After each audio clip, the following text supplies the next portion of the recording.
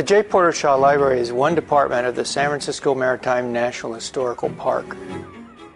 We own ships, art, artifacts, and the center of information, the center of understanding what all those things are, is here in this library.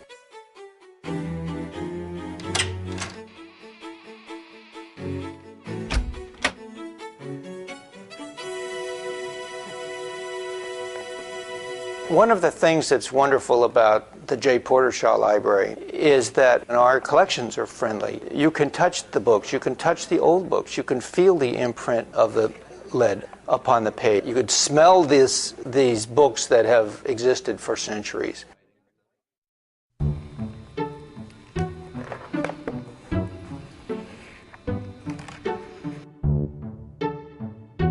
This place represents the sea, the ocean, everything that's free.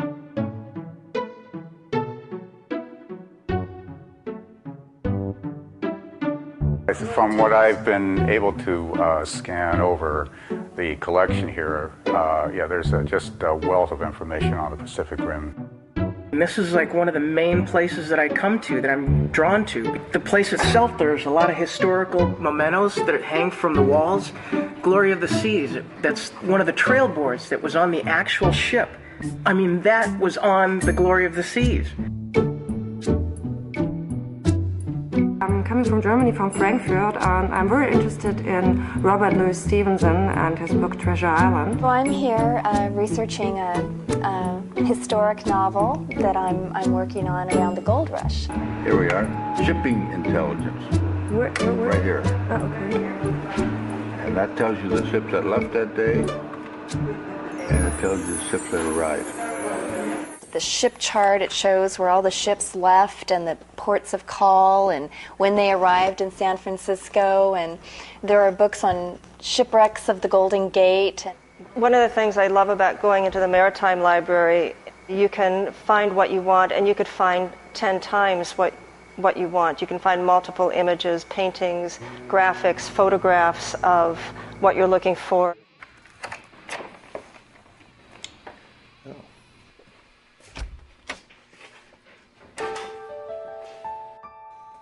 We have staff to prepare copies of photographs, copies of vessel plans, copies of maps and charts.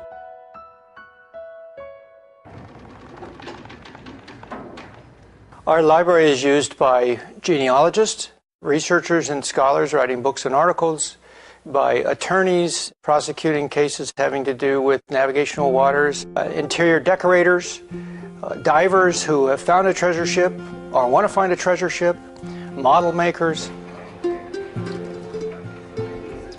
When I'm in a library, it's a wealth of information, a wealth of imagery, a wealth of opportunity for me to touch, to open, go places that I never would have dreamed of going. That would be like space exploration. That was how whaling was viewed. Barbara Johnson Whaling Collection. This is a resource for the study of whales. It's also a resource for the study of the old-time whaling and its evolution into modern whaling. And it's also a resource for the study of the sociological impact of whales and whaling through time. In the old books and in the fine pressed books of today, you see care and humanity and very often perfection. There is evidence of the genuine there.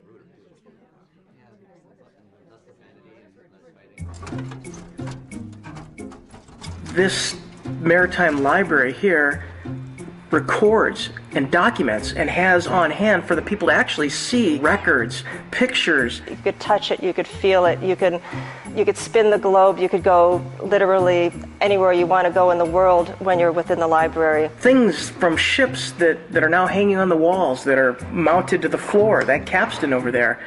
Just truly amazing. It's not on a computer screen, it's here in real life for people to experience.